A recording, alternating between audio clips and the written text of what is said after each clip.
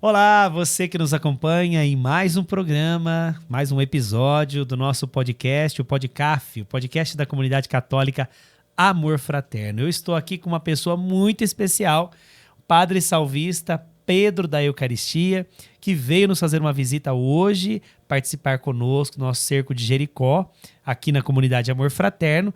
E hoje eu queria conhecer bem o padre e quero que você também aí, acompanhando essa programação conosco, conheça também esse nosso irmão, que com a graça de Deus será um programa muito abençoado. Pode apostar, será um momento muito especial para nós nesse dia de hoje, tá bom? Então acompanhe até o final e aproveite aí para apertar o joinha, para seguir aí a página, para que nós possamos assim crescer nesta evangelização que tem se tornado cada vez mais eficaz nos nossos tempos, chegado em lugares onde nós não podemos chegar.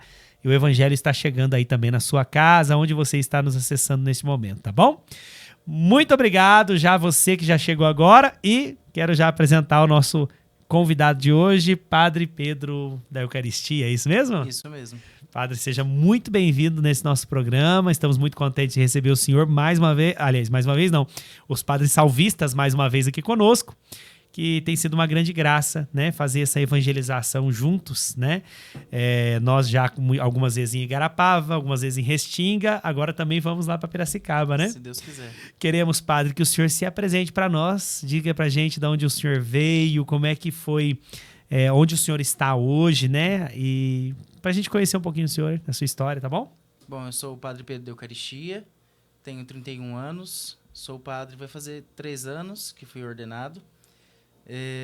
Sou missionário salvista, sou consagrado perpétuo da comunidade e atualmente eu estou na Diocese de Piracicaba em missão, atuando como pároco na Paróquia Imaculada Conceição do bairro chamado Nova Suíça.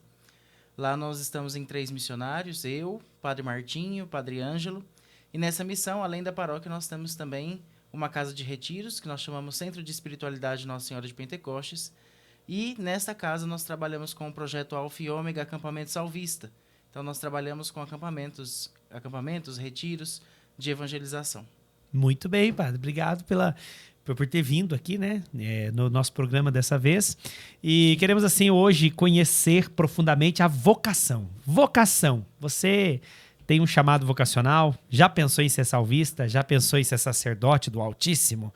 Então, aí, tá uma oportunidade para você conhecer também o nosso irmão, conhecer um pouco os salvistas, né?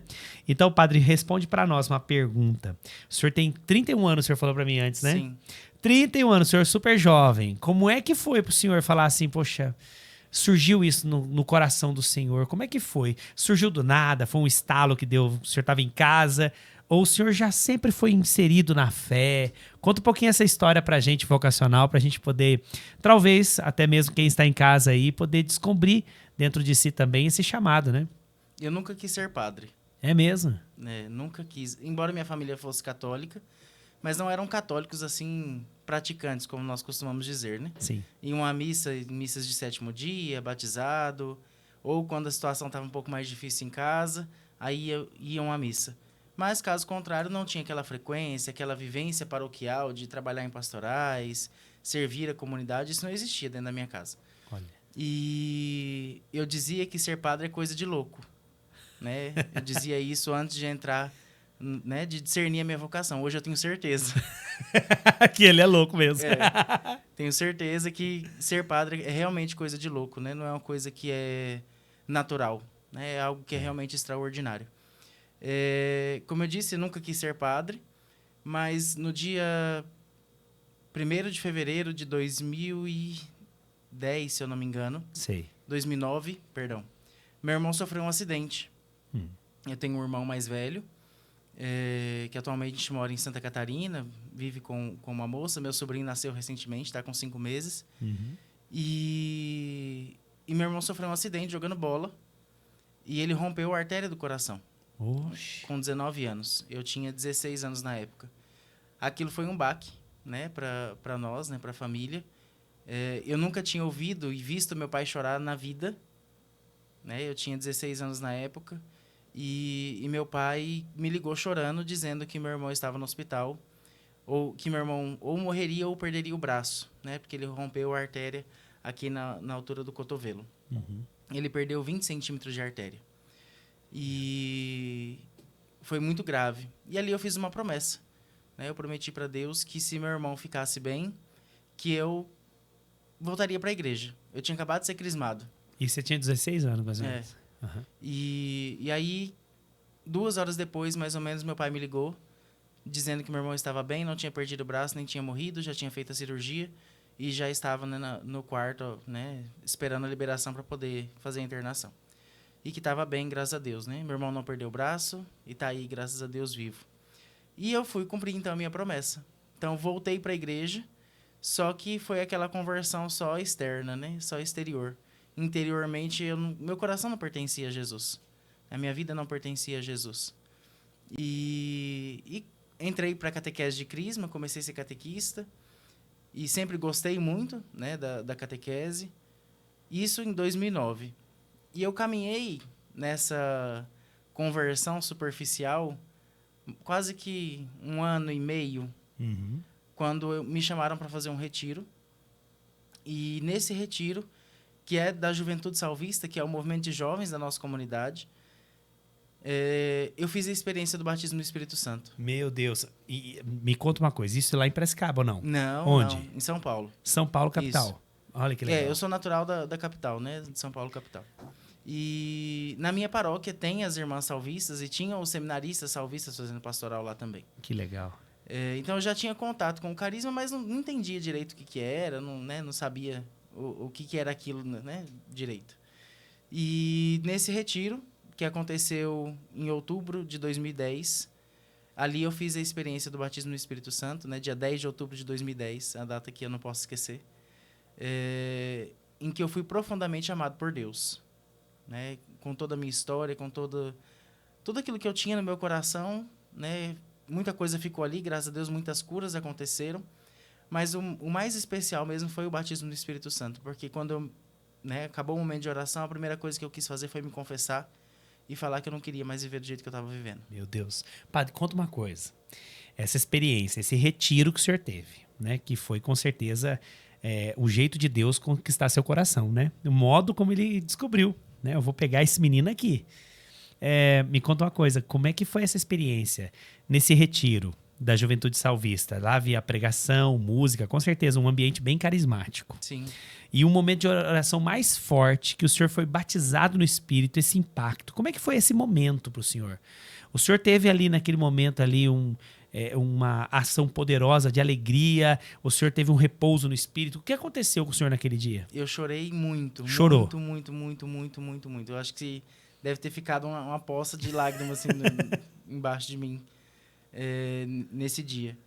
Não repousei, não. Né? Uhum. Mas era um choro, mas era um choro de constrangimento. Arrependimento, cura. Também, mas de me sentir profundamente amado de um amor que eu não merecia. Perfeito. Que coisa mais linda. E ali eu levantei, né? Acabou o momento de oração. A gente vai contando a história e vai lembrando, né? Com certeza. Eu vou vendo a cena. Isso. E aí eu saí dali e fui me confessar. Que lindo, cara. Né? Que foi um padre, que hoje é o nosso superior geral, inclusive, da comunidade, o padre Jusemar, que conduziu o momento de batismo do Espírito Santo. E eu fui me confessar com ele e falei, padre, eu preciso que o senhor me ajude. Porque eu não sei confessar. E aí ele começou a me perguntar o que era pecado, né? E eu fui dizendo se eu tinha feito ou não. E assim foi a minha primeira confissão, acho que mais sincera. E uma catequese ao mesmo tempo, sim. né? Uhum. E aí depois disso, eu comecei a me interessar pelo carisma. Ainda não pela vocação. Que legal. Né? Para mim, ainda ser padre era coisa de louco. Eu descobri assim a questão dos salvistas, né? Vocês têm a ordem terceira, a ordem terceira, que são pessoas leigos, né? Que participam também da espiritualidade salvista. Tem a Juventude Salvista, é isso mesmo? Aí vocês têm os padres e as irmãs também, as freiras, né? Isso. Do carisma. E eles saem em missão. E em vários lugares vocês têm casas, paróquias, as paróquias vocês administram como sacerdotes. E as irmãs também fazem trabalho missionário em muitos lugares. Sim. Eu tenho até uma irmã que eu sou padrinho de oração dela, que é a irmã salvista, que é a irmã Viviane aqui da região nossa aqui. Então, assim, é muito interessante, muito bonito, né? Essa obra tão linda, né? Chamada Salvista. O senhor, então, com essa idade, recebe o batismo no Espírito, pede ajuda, o padre começa a te dar essa catequese, você vai mudando de vida ali. E os passos para o senhor chegar até descobrir esse sacerdócio? Como é que foi isso aí, para a gente saber um pouquinho mais? Como é que foi, né? Eu comecei a caminhar com a Juventude Salvista, porque ao mesmo tempo que eu fiz uma experiência com Deus, eu fiz uma experiência com o carisma. Uhum. Né? Sim. Para mim, não dá para desvincular a minha experiência com Deus com a experiência com o carisma. Verdade. E aí, nessa caminhada com a Juventude Salvista, eu fui sentindo que Jesus me chamava para alguma coisa a mais. E eu fiz o meu compromisso com a Juventude Salvista, né? Os membros da Juventude usam uma medalha. Uhum. Eu recebi a minha medalha, era membro mesmo da Juventude, né? Já tinha passado por todo o processo de caminhada ali, de conhecimento do carisma, das formações e tudo mais. E aí eu fui para uma missa de votos perpétuos de alguns irmãos da comunidade. Dia 13 de agosto de 2011. 2011. Você tinha mais ou menos quantos anos nesse dia? 19 anos, não? Não, eu tinha 2011... Tinha acabado de fazer 18. Acabado de fazer 18. Menino.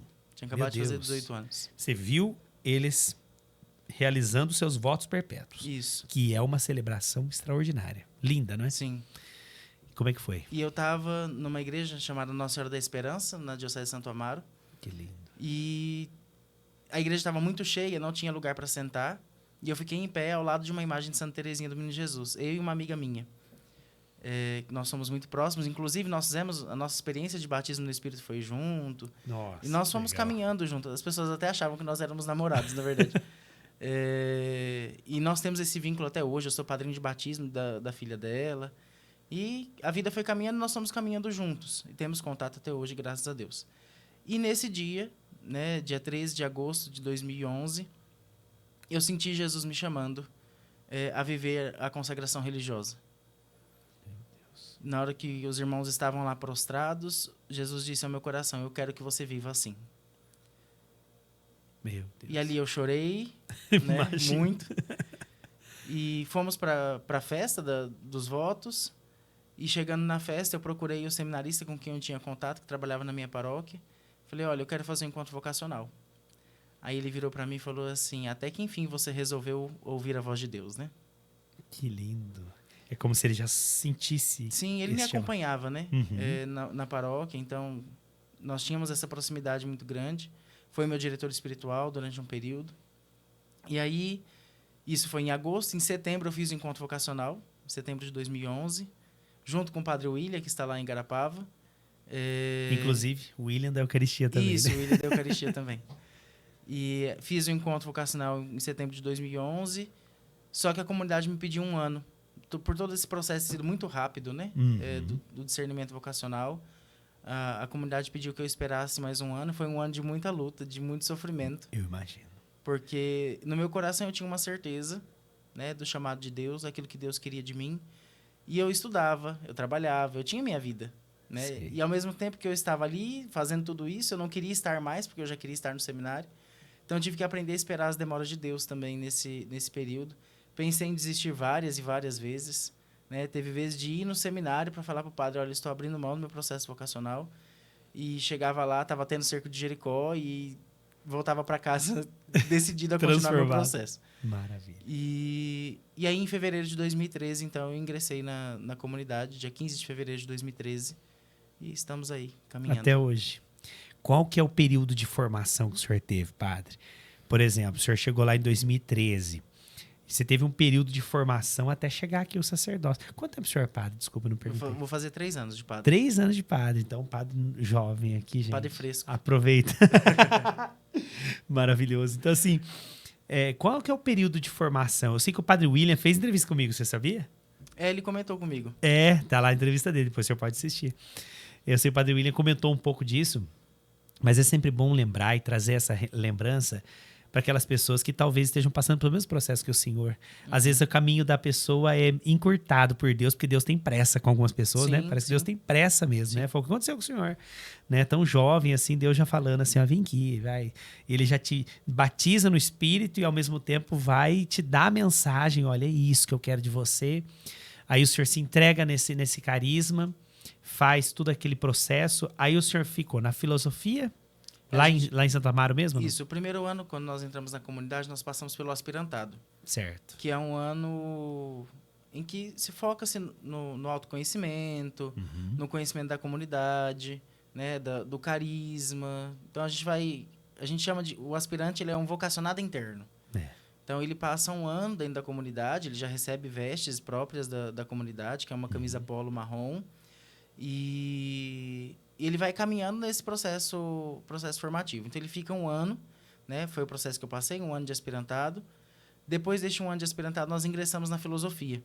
Na minha época, a filosofia eram 2 anos. Hoje, já aumentou para 3. 3 anos. Né? Então, mas eu ainda fiz o processo com 2 anos de filosofia, que é o período do postulantado. E aí, quando a gente recebe o nosso mini hábito, que é o hábito aquele mais curto que nós usamos. Sim. E passamos 2 anos, eu passei 2 anos na filosofia. Depois desses 2 anos, nós vamos para o noviciado, se formos aprovados. O período da filosofia, ele tem esse período que acompanha os estudos, mas ele também pode ser prorrogado, postulantado. Se o irmão não está preparado para ingressar no noviciado ainda, porque o noviciado não é período de discernimento mais, né? Já é um período de decisão. Então, se o irmão ainda não está preparado para ingressar no noviciado, a comunidade pede para que espere mais um ano. Então, eu, dos 2 anos, fui para o noviciado. No noviciado, a regra diz que ele é 1 ano e pode ser prorrogado por 6 meses. Aconteceram algumas coisas no meio do caminho, né? E a minha turma foi pedido à minha turma que nós esperássemos mais 6 meses. Então, fiquei 1 ano e meio no noviciado. Nesse 1 ano e meio, eu morei 1 ano em Itapecerica da Serra, onde é a nossa casa do noviciado São José. Depois, eu fui morar em Restinga. Ah, você foi para lá então? Morei 6 meses como noviço em Restinga. E depois eu professei os meus primeiros votos. Aí, esses primeiros votos vêm antes, então, da Faculdade de Teologia? Isso. Ah, entendi. Então, o salvista, então, tem todo esse processo. É um pouco diferente do padre comum diocesano. Sim. Né? Daí você faz lá, então, primeiro o aspirantado, que é aquele primeiro ano de encontro com carisma, de se apaixonar por aquilo, de realmente dizer, olha, é isso mesmo que eu quero. Faz a experiência, né? Sim. Aí depois o senhor entra, então, para a filosofia, por um outro período. Ainda tem mais um período de espera, sem os estudos. Isso, no noviciado nós não formais, estudamos. né? Os estudos formais. E aí entra para o estudo formal, que é a teologia, que já tem que estar decidido. Sim. Tem que estar decidido. No noviciado, a gente vai se debruçar sobre a vida do nosso fundador, que está em processo de beatificação, servo de Deus, Padre Gilberto. Maravilhoso. Então, vamos estudar a vida do Padre Gilberto, vamos conhecer a cidade onde ele morou, a gente chama fazer os passos do fundador. Sim. Também vai debruçando sobre as constituições da comunidade, os nossos diretórios, aquilo que são as nossas regras. E também sobre o carisma, né? É óbvio que a gente vai refletir sobre o carisma, porque nós vamos nos consagrar a Deus no carisma. Né? Então, passamos ali o período noviciado, fazemos a nossa consagração, que são os nossos primeiros votos, e aí nos tornamos frater. Né? É assim que nós chamamos os juniores, e também aqueles de votos perpétuos. Então, frater, e aí é o período que a gente troca de nome. Muitos de nós trocamos de nome ao longo do processo vocacional. Primeiro nome pessoal, seu nome, e aí o senhor coloca mais alguma coisa, é isso? Não. Não? Nós podemos trocar o nome por inteiro. É mesmo? É. Não acredito, que coisa boa. Então, no meu caso mesmo, eu troquei tudo. Né? Meu nome de batismo não é Pedro. Ah, não é possível. Agora não. Ó, novidade aí pra vocês. Eu falei Pedro, mas não é Pedro, não. Não, eu me chamo Padre Pedro agora, por conta da consagração. Sim. Eu brinco com os meus pais, né? Que o filho deles morreu dia 24 de junho de 2017, foi quando eu professei meus votos. Ali morreu aquele que eles deram o nome, né? E surgiu um homem novo. Então, eu troquei totalmente meu nome, né? Meu nome de batismo não é Pedro, meu nome de batismo é William. William, não acredito, que coisa. E aí eu assumi o nome de Pedro da Eucaristia. Maravilhoso. Eu achei muito bonito. E, gente, é lindo ver, né? A consagração, a vida consagrada, que lindo, né? E você vê a autenticidade da vida consagrada, né? Gosto muito dos salvistas, né? E, inclusive, eu lembrei, o senhor falou frater, e eu lembrei do frater Lucas, que tá lá com vocês também, né? Sim. Que eu fiquei na casa dele um tempo para fazer pregação lá na cidade dele. E eu quero convidá-lo para vir aqui um dia, né? Quem sabe ele já vem para fazer entrevista conosco. Interessante como que é, assim, autêntico. Diferente de tudo que se vê, né? Como ele foi se formando. Isso tudo, padre, né? Gilberto, né? O servo de Deus. Ele tinha já isso com ele? Ou algumas coisas foram mudando ao longo do tempo? já era assim no tempo dele, funcionava dessa forma, as coisas foram se adequando com o tempo diante do carisma. Porque assim, eu sou fundador de uma comunidade, né? Então imagina assim que com a minha partida, existem coisas que são mutáveis de acordo com a lei dos homens e tal, mas existem coisas que têm que permanecer. Isso aqui não tem como mudar. Então, já era assim. O padre dizia, não, vai ser esse caminho assim, vai virar fráter, vai ser esse tempo de noviço, ou isso foi mudando um pouco para se adequar a essa realidade? A comunidade vai se adequando àquilo que a igreja vai pedindo, né? Sim. Então, depois que o padre Gilberto morreu, ele faleceu em 2004, 2004. nós tivemos o nosso capítulo em 2008. E em 2008 nós tivemos a mudança da grade formativa. Uhum. De acordo com aquilo que a igreja estava pedindo, né? Perfeito. Então, quando o padre Gilberto era vivo, né, na fundação, o irmão já entrava direto no noviciado. Tinha uma... entendi. Né? Não tinha o aspirantado, o postulantado, não. Ele era noviço. E o nosso noviciado, as pessoas ficam até assustadas, né? Porque no noviciado a gente não tem contato com a família. O número de ligações na época que eu passei pelo noviciado, nós podíamos ligar para a família 4 vezes no ano. Olha! A gente conversava por carta. Que imaginem. coisa. Eu fiz meu noviciado em 2016. Em 2016, mandando carta. Não tinha WhatsApp. Não podia ter WhatsApp. Que coisa! Nem a casa tinha celular. Hoje, a casa do noviciado ela já tem celular. Então, os irmãos utilizam o celular da casa, às vezes, para falar com a família. Uhum. Mas, na minha época, isso não existia. Que coisa. Tem que decidir A mesmo. gente não tinha computador com internet na casa. Para poder dizer para você morreu para este mundo. Sim. Que coisa mais linda. E aí, esse é o período do noviciado que ele é muito intenso. E quando o padre Gilberto fundou a comunidade, ele dizia que uma pessoa, né, uma pessoa que passou, porque nós temos as irmãs também, não só o ramo masculino, uma pessoa que passou pelo batismo no Espírito, ela não precisava fazer noviciado. Só que muito atento àquilo que a igreja pede, ele sempre obedeceu, né? Porque o noviciado é esse período de purificação, então, para ele não era necessário, porque a pessoa já tinha sido batizada no Espírito Santo. Entendi. Era um homem que acreditava. Sim. E um homem que recebeu o batismo no Espírito Santo já de idade mais avançada. Sim, sim. Assim, é muito difícil encontrar isso, né? Muito difícil encontrar alguém que foi batizado no Espírito Santo já de idade avançada e com esse intuito, né, o propósito do Espírito Santo de fundar tudo isso. Sim. Com quantos anos, mais ou menos? O senhor lembra? Quantos anos o servo de Deus Gilberto? Já era mais de 60 anos, não? Quando ele fundou a comunidade, ele tinha 67. Meu Deus. Que coisa. Se eu não me engano, é isso. Ele tinha 67 anos. O senhor chegou a conhecê-lo? Não. Não, em 2004 o senhor não chegou a conhecê-lo. É a dor de todos nós. Não cheguei a conhecê-lo, mas uma vez eu escutei um irmão falando na comunidade. Sim. E é muito real. Nós temos saudade de uma pessoa que nós não conhecemos. Porque vocês estudam muito sobre ele. Eu vejo. Especialmente o Padre William, que eu tive muito mais contato com ele lá em Igarapava. Ele faz parte da equipe do processo. Faz parte da equipe do processo. Então, assim, foi interessante, né? Poder tocar nessa realidade. Porque eu tô do outro lado, né? Eu tô do lado do fundador, né? Ou seja, assim, aí eu vejo essa realidade tão bonita, né? Do desejo de ter conhecido alguém, e essa saudade de alguém que você não viu, não conheceu, não tocou, né? Na vida, mas pôde tocar pelos escritos e por aquilo que ele foi deixando, né? Sim, é muito interessante, né? Porque o Padre Gilberto, quando foi pedido para ele falar sobre ele, ele disse, falar de mim é muito difícil. Nós temos a autobiografia do Padre Gilberto, mas que foi muito foi com muito sacrifício para conseguir, porque ele não queria. Ele não queria falar dele mesmo. Então, hoje nós vamos descobrindo muitas coisas do Padre Gilberto que nós não conhecíamos. Porque não tinha... Ele não dá para colocar no papel tudo, né? Não dá. Da nossa própria vida, né? A gente falando aqui já tem coisa que a gente não consegue dizer tudo, né? Sim, sim. E de modo particular as virtudes do Padre Gilberto. Sim. Ele sempre foi um homem muito virtuoso, né? Imagina, o Padre Gilberto com seus 70 e poucos anos dizer, né? Eu não me lembro quando foi a última vez que eu cometi um pecado grave. Lúcido. Que coisa linda, gente. Então, uma pessoa que viveu realmente a busca das virtudes, né? Viveu realmente aquilo que é a vontade de Deus na vida dele. E é muito interessante porque o Padre Gilberto, ele acompanhava o grupo de oração da Catedral da Sé. E... Padre William, se eu falar alguma coisa errada, você me perdoa. Padre William. E no grupo de oração da Catedral da Sé, na época, a renovação não tinha muitos padres, né? Com certeza. E o Padre Gilberto acompanhando ali, né, o grupo de oração, ele ainda não era batizado no Espírito.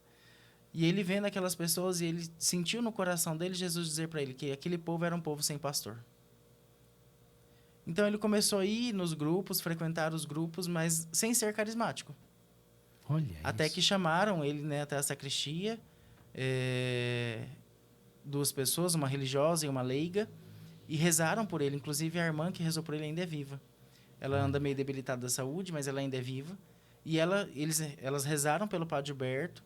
E o batismo no Espírito do Padre Gilberto foi simples.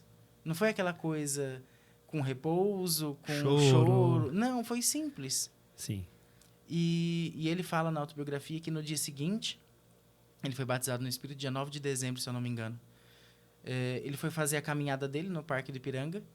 E ele sentiu o desejo de perguntar para as pessoas na rua quem estava doente, porque ele queria impor as mãos e rezar pelas pessoas.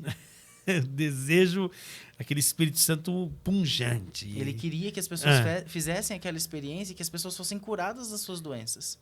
Que coisa linda, gente. E aí ele começa, então, a acompanhar os seminaristas, né, na FAI, ele é um dos padres fundadores também da FAI, né, a faculdade que fica ali próxima à PUC.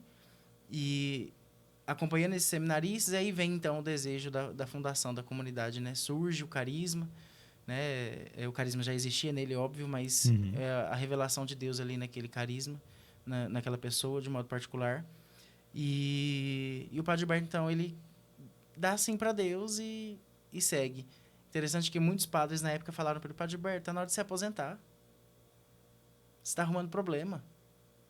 Imagina, o senhor, um padre já idoso, vai fundar uma comunidade carismática, um seminário carismático. O senhor está arrumando problema para o senhor.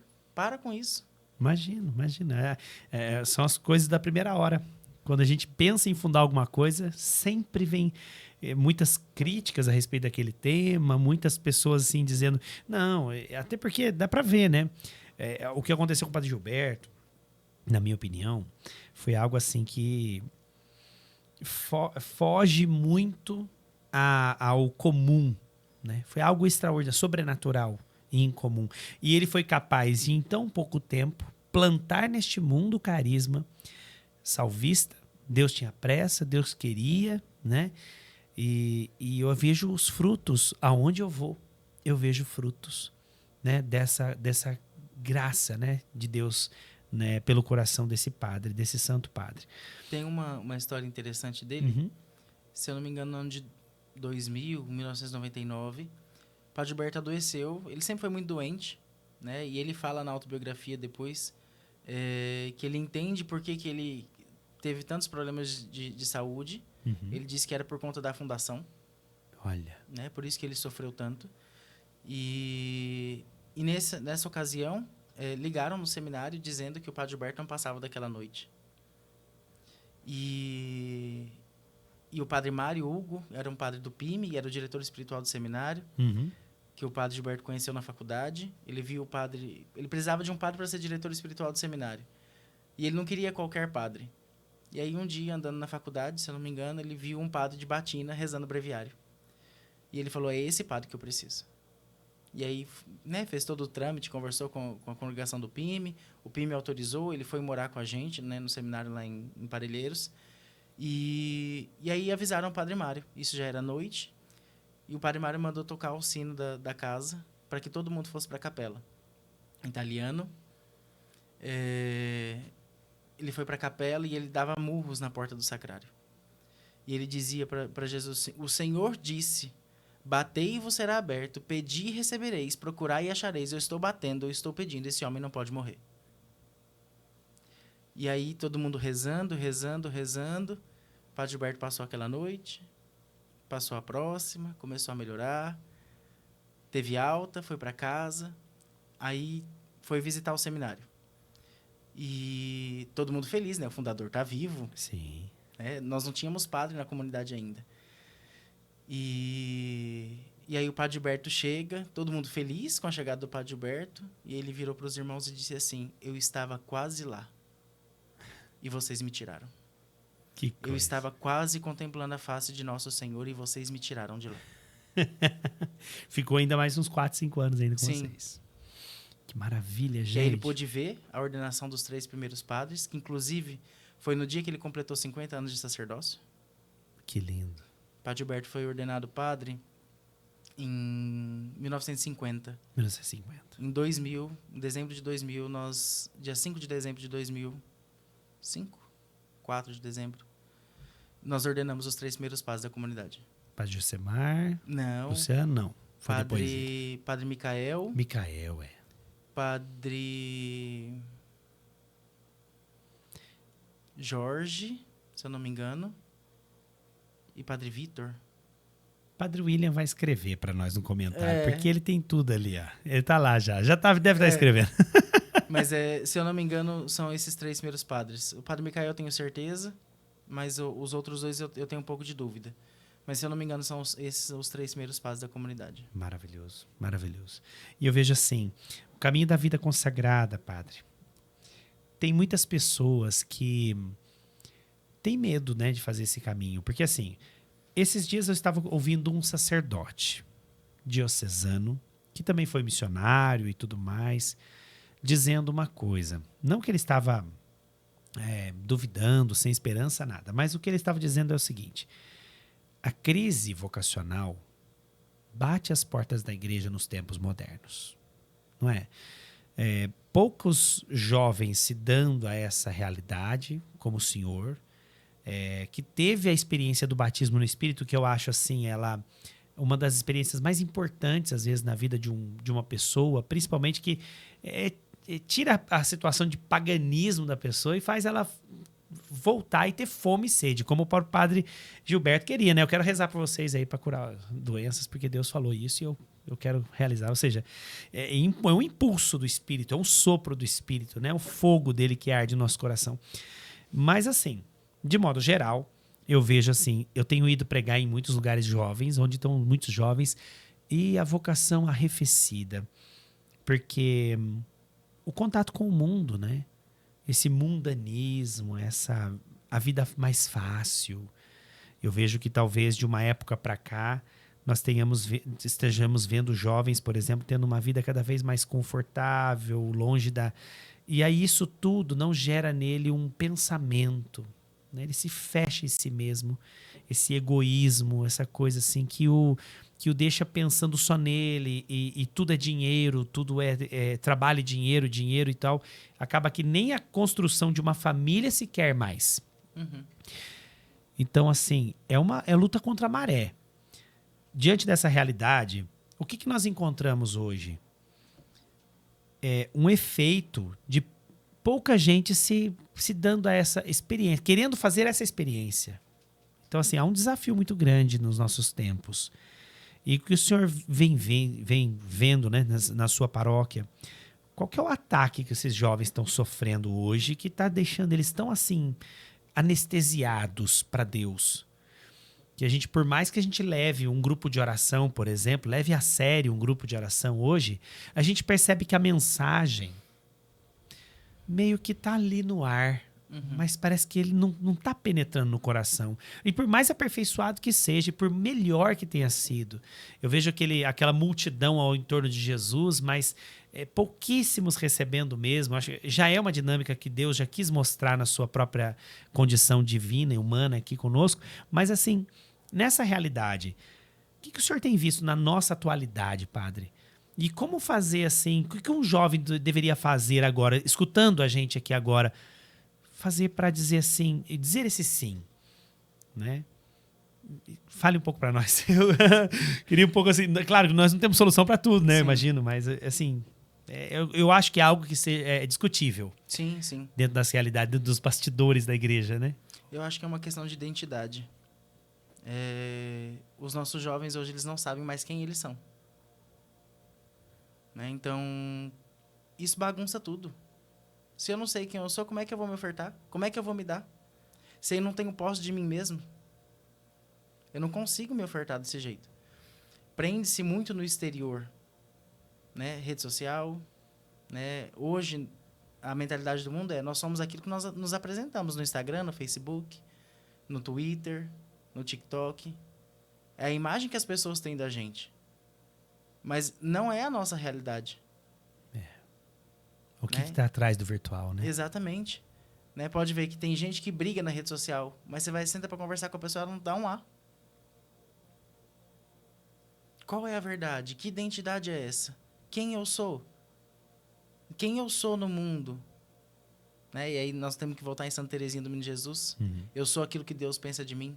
Se no meu coração não existe essa abertura para saber aquilo que Deus pensa de mim, como é que eu vou escutar Deus? Verdade. Verdade. Deus não parou de chamar.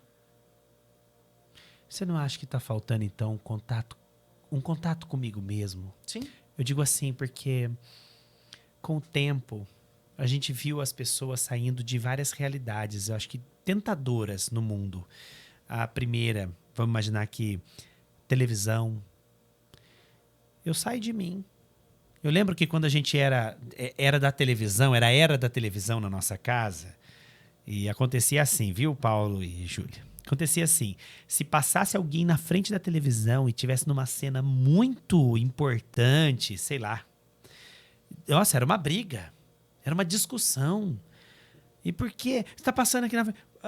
Você não é filho de vidraceiro. É isso. Lá em casa a gente falava isso. Ou pior, carne de burro não é transparente. E a gente via uma briga para poder estar fora de si, para vir lá, para poder tocar nessa coisa. E depois foi piorando, porque daí depois você pegou tudo aquilo lá da televisão, do seu banco, das suas... Tá tudo num celular. Uhum. Eu vejo assim, o jovem que não para colocar um silenciador no seu celular, ele consegue pensar em vocação? Consegue pensar em si mesmo? Não consegue, né? Não consegue. Não consegue. Não dá. Né? A gente só vai conseguir ouvir Deus no silêncio. Se a gente não silencia essas coisas, a gente não ouve a Deus. Não tem como. Por isso que eu falei, né? Hoje o mundo puxou a gente para fora de tal forma, e nós consagrados temos que tomar muito cuidado com isso. Sim, que a gente com pode certeza. entrar nessa mesma onda. Sim. Né? De viver uma exterioridade e não viver aquilo que é interior da nossa consagração. Profundo, né? Né? O Padre Gilberto dizia que nós tínhamos que tomar cuidado com o uso do hábito para que ele não se tornasse motivo de vanglória. Porque é algo externo. Que a consagração está aqui dentro. Então, se eu não consigo ouvir Deus falar dentro de mim, como é que eu vou escutar Deus me chamar?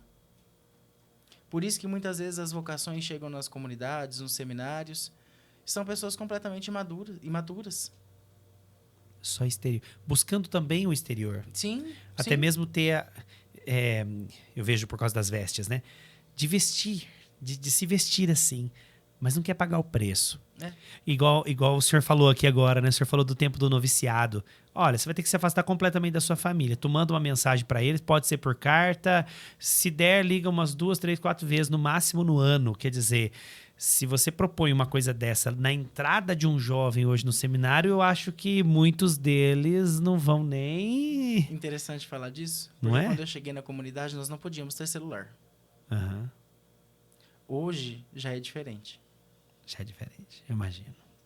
E não faz tanto tempo que eu entrei na comunidade. Tem aí 12 anos.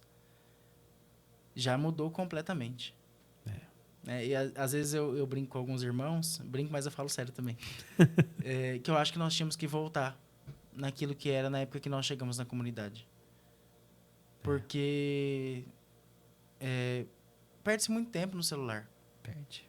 Né? Os irmãos hoje, claro, é um advento e nós precisamos do celular, né? Se tornou uma necessidade na nossa vida hoje. Mas o aspirante, ele entra, durante a semana ele não pode usar o celular. Aí no final de semana ele fica com o celular para falar com a família. Só que ele não fala só com a família. Não. E aí, oportunidade para muitas coisas. Exatamente. Abre um horizonte. E às vezes não é nem pecado. Né? Mas a pessoa passa ali horas vendo Reels no Instagram. E deixa de rezar. Né? Aí configura o pecado. Exatamente. Aí já é pecado. Aí já configura o pecado. Quando a gente vai fazer uma experiência vocacional, então, o melhor que nós temos a fazer é o seguinte: dar tempo para Deus. Você sabe que vinha uma frase há algum tempo para mim assim, que dizia assim, a gente escuta isso sempre, né? Parece uma linguagem popular. O importante é a qualidade do tempo, não é a quantidade. Mas eu tô sentindo que essa frase já é perigosa. Nós precisamos ter quantidade, sim. Uhum. É uma frase que se tornou perigosa. Porque fala assim, não, mas eu rezei com intensidade aquele momento. Foi 15 minutos, mas foi pouco. tudo é pouco.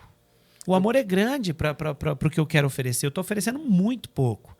Então, eu vejo assim que dar este pouco também me retorna pouco. Quando eu estou querendo, então, me entregar numa vocação, como o senhor disse, pega um final de semana, estou lá no celular, quer dizer, crises vocacionais no aspirante deve ser muito grande também. Sim.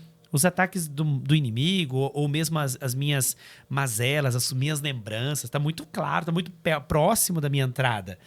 Então é muito fácil me perder nesse momento. Sim. Por isso que talvez esse passo, esse pensar, né? Lembro que eu fui conversar com o fundador da comunidade... comunidade Pantocrator, eu acho, na época. E eu perguntava para ele, e aí, meu irmão? Porque nossas conversas entre fundadores, né? Como que estão as coisas aí? Ele disse assim para mim, assim, olha, Fernando, nós trocamos aí o nosso processo vocacional 3 vezes só esse ano. Porque o povo mudou muito. Uhum. De fato, mudou muito. E eu percebo isso no tempo que nós temos. Nós estamos com 13 anos de comunidade. O povo da primeira hora é extremamente diferente do povo de agora. Sim. Extremamente diferente, né? É um povo que, para eu exigir deste povo novo aquilo que eu exigia do povo antigo, é um problema. Eu encontro mais dificuldade. Sim. Porque a pessoa está muito nela mesma ainda. Sim. Ela não entendeu. Muitas vezes essa doação que o senhor falou, essa entrega. Se eu não me possuo, o que eu vou entregar para Deus? Não entrego nada. Eu costumo dizer, Fernando, que quanto mais de Deus nós somos, mais de Deus nós queremos ser. Sim. Quanto mais nós rezamos, mais nós queremos rezar. É verdade. Porque é bom estar na presença de Deus. Isso. Voltando à questão do nome, né? Pedro da Eucaristia. Hoje mesmo, ontem à noite, me perguntaram, 2 amigos lá em casa me perguntaram, por que você colocou esse nome? E eu falei, porque as minhas decisões, as decisões mais importantes que eu precisei tomar na minha vida, as decisões acertadas, sempre foram na presença de Jesus. Sempre. Então, e aí o onomástico, né, da Eucaristia, ele vem para mim naquela passagem da Transfiguração em que Pedro disse para Jesus, Senhor, é bom estarmos aqui. Sim. Claro que tem toda uma questão teológica, eu não quero entrar nesse detalhe, mas no sentido que aquilo trouxe ao meu coração naquele momento. Sim. Né? É bom estar na presença de Jesus, é bom tocar na glória de Deus. Eu brinco com o povo na paróquia, né? Porque eu sou novo e eu tenho muitos paroquianos já de idade avançada. Né? Eu estou na zona rural de Piracicaba, então tem muitos idosos mesmo. E aí eu brinco com eles assim, eu quero morrer logo. Né? Eu não quero viver muito tempo. Mas padre, por quê? O senhor ainda é tão novo, tem tanta coisa para viver. Gente, a palavra de Deus vem nos dizer que quanto mais tempo nós passamos aqui, mais nós sofremos. É um salmo. Isso aí. Né? Então, para que eu vou ficar aqui sofrendo se eu posso estar junto de Deus? É muito melhor. Muito melhor. E aí as pessoas ficam assim, né? Porque hoje quer se viver muito. Tudo bem, se Deus permitir, se Deus quiser que eu fique, eu vou ficar. Né? E dando louvor a Ele, como é o carisma da minha comunidade. Mas se Ele quiser me chamar antes, espero estar pronto para poder ir ao encontro dele e poder entrar no céu e viver com Ele por toda a eternidade. É muito melhor do que passar aqui sofrendo, né? O Salmo vai dizer, os mais fortes talvez cheguem a 80, a maior parte é ilusão e sofrimento. Ilusão e sofrimento, exatamente. Eu lembro de São Leonardo de Porto Maurício. Porque São Leonardo de Porto Maurício escreveu um livro do pequeno número das pessoas que se salvam. É um livro extraordinário. E ele fala assim, quanto mais se vive, mais pecado se acumula, mais difícil é entrar no reino dos céus. E ele tem razão. Depois ele dá todos os motivos, né? Porque nós vai crescendo, o pecado também vai crescendo. Sim. Né? Uma criança peca o quê? Nada, né? Sim. Uma criança peca ali, um pecadinho aqui, ainda falta nela consciência, ainda falta nela completa consciência daquilo que ela está fazendo. Mas e um adulto? Nem nós, numa fase adulta, nós não temos uma responsabilidade ainda maior. Sim. Então, nesse livro, assim, ele vai traduzir isso aí. E é de verdade isso. Às vezes eu falo na minha comunidade, gente, eu vou passar logo. Todo mundo fala, não, Deus me livre, você vai ficar mais tempo aí, vai viver muito ainda. E eu falo, não, aí, gente, se preparem, né? Todo mundo tem que estar preparado para esse momento, né? Sim. É importantíssimo, padre. Não falando da morte, mas eu digo isso pro meu povo, né? Assim, eu abri a missão em Piracicaba. Antes de mim, a paróquia estava sem padre. Né? E o padre anterior não era muito chegado na renovação, né? Na espiritualidade carismática.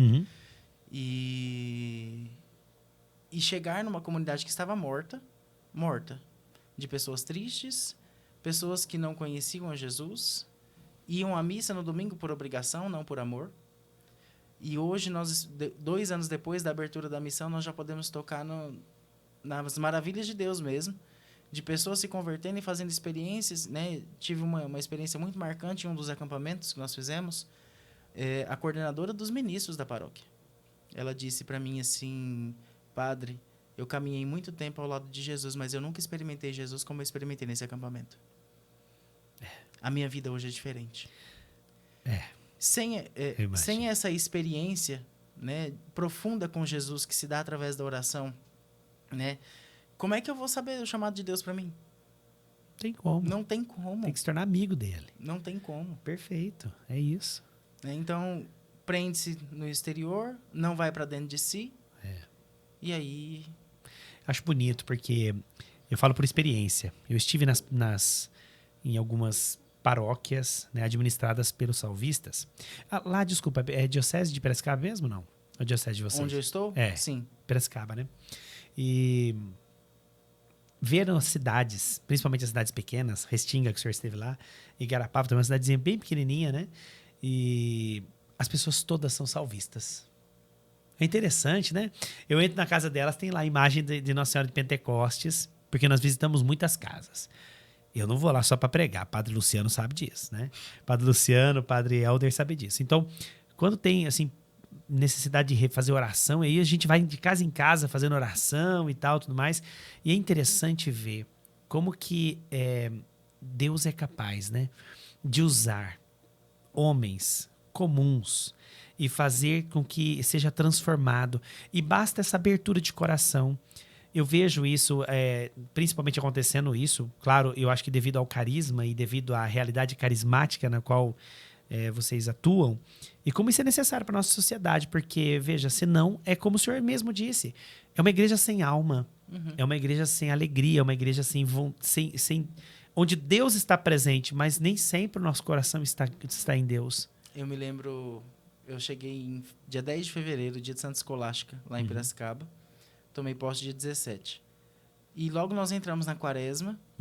E o primeiro sábado santo, primeira vigília pascal que eu fui celebrar, eu entrei na igreja, estava um clima de velório. Nossa. As pessoas estavam tristes, cabisbaixas. Aí minha mãe que brinca comigo, ela fala: tenho medo do seu povo perder a orelha, de tanto você puxa a orelha deles. Eu falei para eles, não me lia, e era um evangelho que falava da alegria. E eu falei para eles assim: gente, Jesus ressuscitou.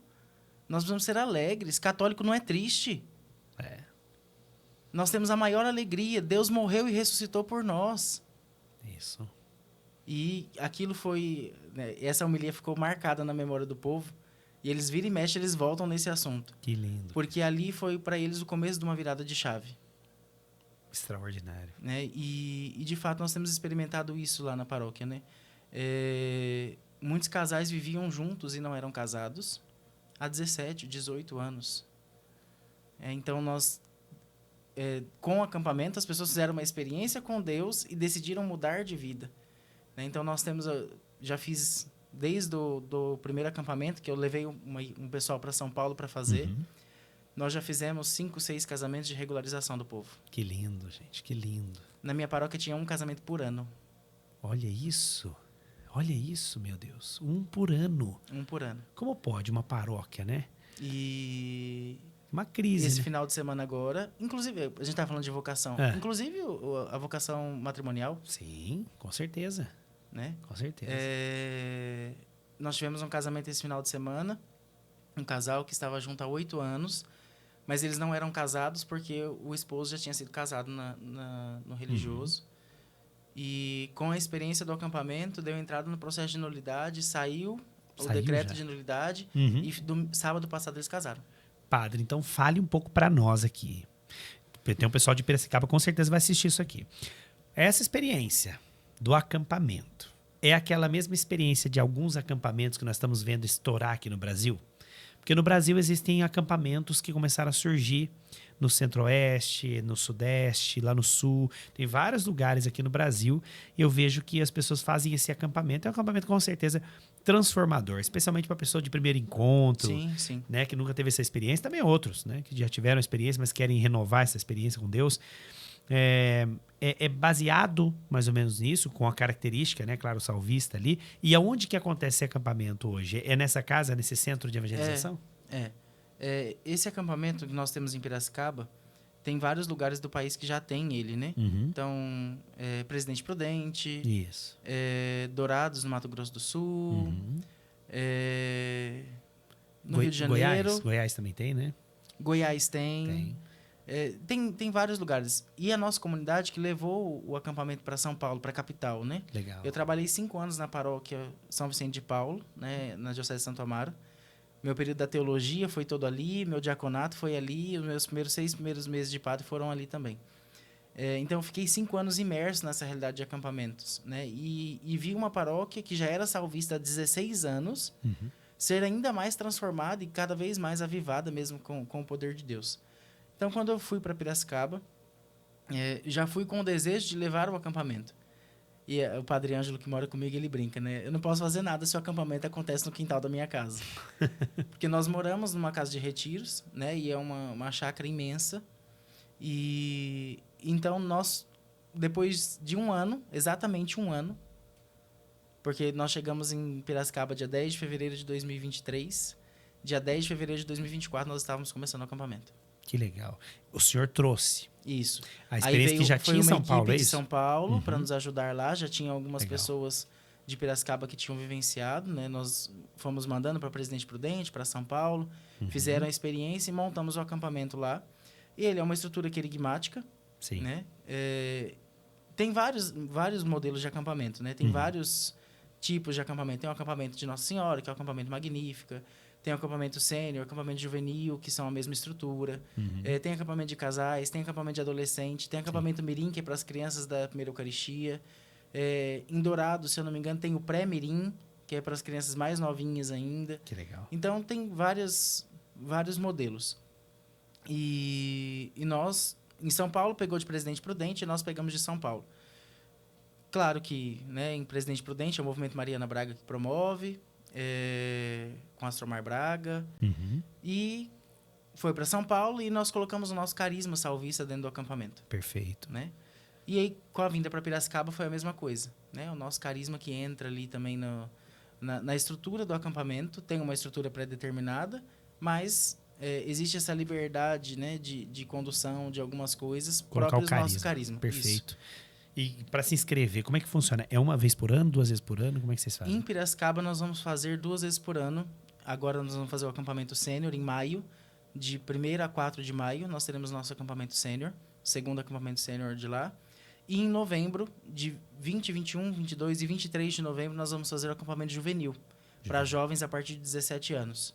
Solteiros, né? Até os 30. Não pode ser casado. Os casados já fazem o acampamento sênior. Já fazem. Mesmo que tenham menos de 30 anos, é uma questão de vivência, né? É diferente você pegar um homem casado, que mesmo que ele tenha 25 anos, e colocar para partilhar com um jovem de 17.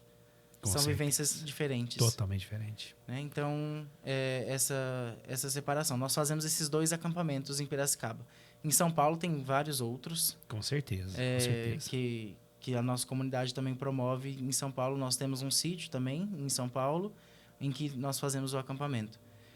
Agora, no Carnaval, eles vão fazer o acampamento sênior. Graças a Deus, né? Em São Paulo, em 50 minutos encerraram as inscrições. 50 minutos. 120 inscritos. 4 dias de carnaval. 4 dias. 120 inscritos e tem mais de 100 pessoas na fila de espera. Na fila de espera. Eu acho muito bonito. E tem um testemunho de uma das pessoas que vivenciou o acampamento lá em Piracicaba. Um rapaz que ele caçoava da mãe dele, porque ela ia para a igreja. E ele vivia junto há 17 anos com a moça que ele é casado hoje. Porque eles se casaram depois do acampamento. E viviam no pecado. Ele vivia em bebedeira, né? Ele pediu ela em casamento várias vezes, mas nenhuma vez ele estava são. Que coisa. E a última vez que ele pediu ela em casamento foi no acampamento, no carnaval do ano passado. E desde que ele pediu ela em casamento, eles decidiram viver a castidade até o casamento. Que lindo. Então, eles foram de 10 de fevereiro até dia 16 de outubro, perdão, dia 12 de outubro, que foi o casamento deles, sem ter relação sexual. Para viver o sagrado de Deus. E aí eu autorizei ele a voltar a receber a Eucaristia. Sim. Porque... Vivendo, né? Buscando a santidade. Exatamente, né? Eles estavam vendo como irmãos dentro de casa. Uhum. Casaram-se e ela já está grávida. Que maravilha. Então, é muito bonito tocar nessa história de modo particular. E ele deu um testemunho uma vez, ele disse assim, a minha vida era do diabo. Não, com certeza. E ele fala assim hoje, Com eu certeza. vou assaltar o inferno. Aleluia. Aleluia, Então, que uma lindo. pessoa que fez uma experiência que nem a missa ia, Nem a missa ia. mas fez o acampamento e tá aí, graças a Deus, evangelizando. E ele é um dos coordenadores do Retiro de Homens que nós vamos ter esse final de semana. Maravilhoso. Nós vamos conhecer ele, com certeza. Eu vou estar lá, se Deus quiser. E para vocês que não sabem, eu vou estar lá no acampamento para homens. Vou conhecer, né? Vou estar pregando dia 25 de janeiro. Um dia depois do meu aniversário. Já tô sabendo. Já vou estar Já me mais velho. contaram. Maravilhoso. Eu fico pensando assim, né? Cada um de nós, apesar de vivermos um mesmo carisma, nós temos uma mensagem de Deus no nosso coração, na nossa alma, que grita mais forte. Eu vejo que essa mudança de nome quer dizer algo. É que como algo que foi gritante para dentro de mim, eu também quero gritar para o mundo, né? É bom estar com o Senhor, como o Senhor mesmo disse. E eu vejo isso fazendo parte da vida do Senhor, fazendo parte da vida de muitos irmãos que eu acabo conhecendo ao longo dessa minha jornada aqui com Jesus. E é isso mesmo. O meu encontro pessoal com Jesus foi também no encontro carismático em 98, tinha 13 anos. Tive um encontro com Jesus também, fui batizado no Espírito. Ali, nossa vida muda. A gente pode resistir, a gente pode lutar contra aquilo, não tem jeito, não tem jeito. Sempre Deus nos faz voltar à lembrança daquele toque que nunca mais vai ser o mesmo. Como a nossa alma já tem essa sede, mas alguma coisa a gente grita de dentro da gente. Padre, eu queria muito que o senhor deixasse para nós, para as pessoas que estão assistindo hoje, uma mensagem para elas nos tempos de hoje, né? O senhor, como padre, 3 anos de padre, com certeza as pessoas correm atrás do senhor para pedir confissão. E nas confissões as matérias são inúmeras, né? Mas a dor do povo é uma dor muito grande. A gente vê o povo com uma dor muito grande porque não encontra esse Jesus. E eu pergunto para o senhor, o que o senhor diria para esse povo hoje? Com uma mensagem, deixasse essa mensagem, né? Para eles poderem, assim, para despertar este amor, para despertarem para Jesus. E aí eu vou deixar com o senhor. Olhando para essa câmera aqui. Eu acho que nós precisamos lembrar de Santo Agostinho. Ó beleza tão antiga e tão nova, eis que eu te procurava fora e tu estavas dentro de mim. Nós perdemos muito tempo procurando Deus no exterior. Muito tempo procurando Deus falar através das pessoas, sinais de Deus, sinais exteriores, quando na verdade está aqui dentro. O segredo está no nosso coração, a resposta está dentro de nós. O Papa Francisco, dizendo sobre a virtude da esperança, ele dizia, né, certa vez, numa catequese, que nós precisamos escutar o Espírito Santo que habita em nós. Nós que somos batizados, nós somos templos vivos do Espírito Santo, ele está dentro de nós. Nós não precisamos de coisas externas. Nós precisamos daquilo que está aqui dentro. Nós precisamos de Deus que habita em nós. Mas nós precisamos de coragem. Precisamos de coragem para nos enfrentarmos, para tirar tudo aquilo que está na frente, impedindo que a gente ouça a voz de Deus, porque ele não parou de falar. Ele continua falando. Mas nós colocamos tantas coisas, tantas situações, tantas pessoas no lugar de Deus, que nós não conseguimos mais ouvir a Deus, mas ele continua falando. E Deus respeita a nossa liberdade. Se nós quisermos, Deus vai falar e vai tocar no nosso coração.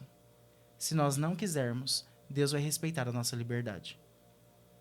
Hoje o mundo prega muito essa liberdade, mas na verdade a liberdade que virou libertinagem, né? Que a gente pode fazer o que a gente quiser. E não, as coisas não funcionam assim. A nossa liberdade é poder escolhermos entre o bem e o mal. Essa é a nossa liberdade. Então, que nós possamos abrir o nosso coração livremente e permitirmos Deus falar. E nos permitirmos ouvir a Deus, porque falando Ele já está. Então, abra o seu coração, meu irmão, minha irmã. Não tenha medo de ouvir a voz de Deus. Interessante, quando a gente fala de vocação, é porque às vezes nós temos medo de saber o que Deus quer de nós. Porque nós sabemos que Ele vai exigir de nós uma mudança de vida. E nós não queremos abandonar certas situações, certas coisas da nossa vida. Abra o coração. Eu te garanto que você vai ser muito mais feliz do que você é hoje. Eu não tenho o luxo que eu tinha na casa dos meus pais. Minha família nunca foi rica, mas nós tínhamos uma condição média, vamos dizer assim. Não nos faltava nada. Eu tinha meu carro, eu tinha meu trabalho, eu tinha o meu salário. Eu ia e vinha a hora que eu queria. Hoje a minha vida não é mais assim, mas eu sou muito mais feliz do que eu era antes. Porque eu tenho Deus. Porque eu me encontrei. Eu encontrei comigo mesmo, encontrei com o Senhor dentro de mim. E isso deu sentido para a minha existência. Então, abre o coração, deixa Deus falar, ouve esse Senhor que habita no seu coração. E eu te garanto que você será muito mais feliz do que você é hoje. Amém. Amém.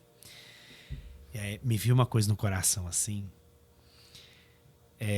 enquanto o Senhor dizia, de muitas pessoas que tiveram esse encontro com Jesus, mas que se afastaram dessa verdade. Para elas, Padre, eu já sei a resposta. Tem chance?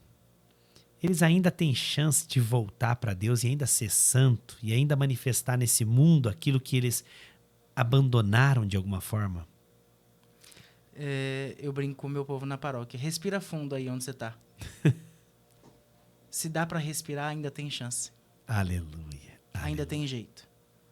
Não vai ter mais jeito na hora que parar de respirar. Aí não tem mais jeito. Amém. Mas enquanto houver vida, há esperança. Então, há chance de nos convertermos, de fazermos uma experiência profunda com Jesus. Sempre tem jeito. Amém. Amém. Com Deus tem jeito. Meus queridos irmãos, alegria receber o Padre aqui. Padre, muito obrigado, viu? Obrigado pela sua presença, pela sua partilha.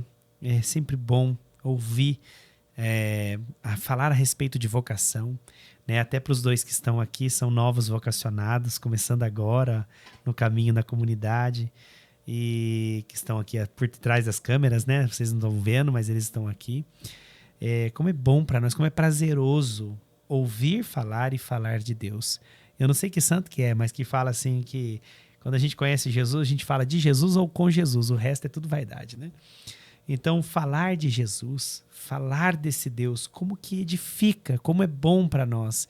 Não importa o tempo que você tenha de caminhada, não importa o tempo que você está aí, certamente, você escutando essas palavras e não tocar o seu coração, você é uma pedra. Então tá chegando na sua casa aí essa mensagem bonita, linda. Se você escutou essa mensagem do Padre e passou aí desapercebido, volte o vídeo, assista de novo, né? Aproveite essa oportunidade que talvez, como Santo Agostinho dizia, eu tenho medo da graça que passa e eu não tomo ela para mim, né? Que você tome essa graça, não deixe ela passar. E que Deus abençoe a todos. Padre, nos dê a bênção nesse programa, né, que nós estamos voltando com ele. Já faz algum tempo a gente parou esse programa, estamos voltamos na semana passada. Vai sair o vídeo aí do Padre Wanderson, né? Já deve ter saído. Vai sair agora o vídeo do Padre Pedro também. Mas queremos, assim, pedir as bênçãos de Deus para todo esse trabalho de evangelização. Amém? Amém. O Senhor esteja convosco. Ele está no meio de nós. A nossa proteção está no nome do Senhor, que fez o céu e a terra. Tudo o que fizerdes em palavras ou obras, fazei em nome do Senhor Jesus. Pai de amor, de bondade, de misericórdia, nós suplicamos a tua bênção e a tua graça sobre a comunidade católica, amor fraterno, sobre todos os missionários consagrados, mas também sobre todos aqueles que nos assistem, para que através dessa bênção, pela poderosa intercessão de Nossa Senhora de Pentecostes, possam ser batizados no teu Espírito e assim fazer uma experiência profunda com teu amor. E abençoe-vos Deus Todo-Poderoso, Pai e Filho e Espírito Santo. Amém.